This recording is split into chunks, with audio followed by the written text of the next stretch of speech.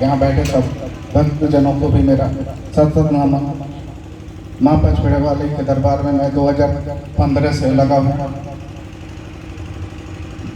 पहले मैं बहुत ज़्यादा परेशान रहता था, भूतों बिहारों में लोग कहते थे, लेकिन मीना रावत जो भटक पढ़ाने जाती थी उनके माध्यम से मैं माता जी के दरबार में आया। जिस दिन से मैं आया उसी दिन से मेरे दुख क्लेश अंधविश्वास दूर हो गए। माता जी कैसी दया कृपा रही कि मुझे और मेरे पूरे परिवार, मेरे बहन भाई सब रिलेशनशिप में भी माता गुरु ने अपनी छत्र छाया देकर हमें आगे बढ़ाया और भ्रम अज्ञानता से दूर की। हाल ही में मैं कुछ दिनों से परेशान रहता था। जमीन क्रय और विक्रय को लेकर एक डीलर मुझे बहुत परेशान किया करता था। लगभग 6 महीने से मेरी सड़क पर हाटा वाले रोड पर मैंने जमीन था 3 डिसमिल, वो मुझे रोज परेशान किया करता था। जब भी मैं पढ़ाता था, कोई काम करता था, वो मुझे बार ट्रीट किया करता था कि सर जमीन दे दीजिए इतने इतने। मैं परेशान, मैं बोला था कि मुझे जमीन नहीं बेचना है। ये बात जब मुझसे बर्दाश्त नहीं हुई, मेरे परिवार वालों से बर्दाश्त नहीं हुई, तो दरबार में बोले अर्जी लगा दीजिए। माता गुरु के चरणों में अर्जी लगा, जिससे माता गुरु की अर्जी ने सुन ली। और मैं सोचा नहीं, लेकिन फिर कुछ दिन बाद पता माता जी की दया कृपा हुई और जमीन बिक्री हो गई, बेच दिया गया। फिर अब मुझे लेने के लिए कहाँ से, मुझे मेरे पास उतना आय नहीं होता था। जब भी मैं जमीन कहीं खोजता था तो 15 लाख 10 लाख डिसमिल यही सब मुझे मिल रहा था। फिर भी मेरा विश्वास अटूट था माता गुरु के प्रति कि कहीं न कहीं जरूर मिलेगा।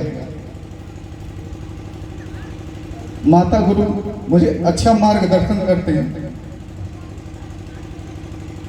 और वो दिन आ ही गया। माता जी ने अर्जी लगा दी। जो जमीन मुझे 15 लाख 10 लाख में मिलता था डिसमिल, माता जी की ऐसी दया कृपा हुई कि वो जमीन मुझे 2.5 लाख डिसमिल में मिला, वो भी सड़क पर।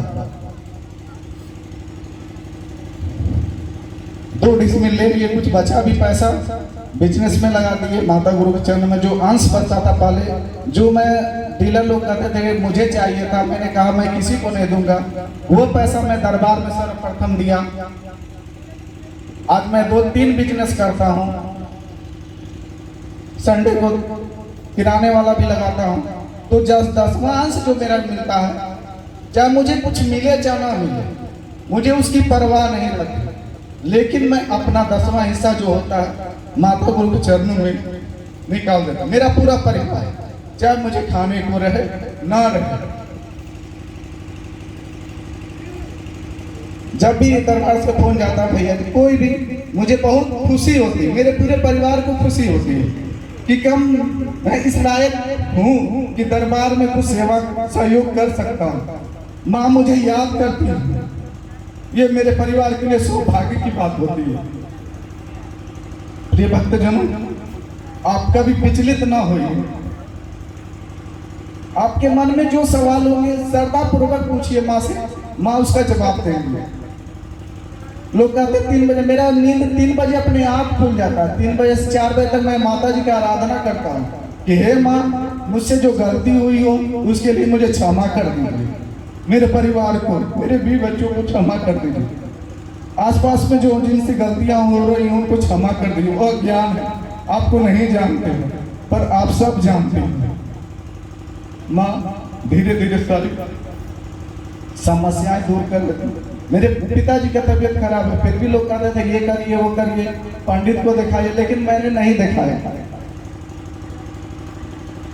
मुझे अटूट विश्वास था, है और रहेगा कि मेरे माँ मेरे साथ है, मेरे सुख और सुख दुख तो आता ही रहता है, लेकिन माँ के छत्र छाया से वो दुख जो होता है कम हो जाता है, हट जाता है।